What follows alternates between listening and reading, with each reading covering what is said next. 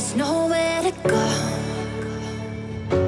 I'm holding my desires, my heart overflows. The only direction that I'll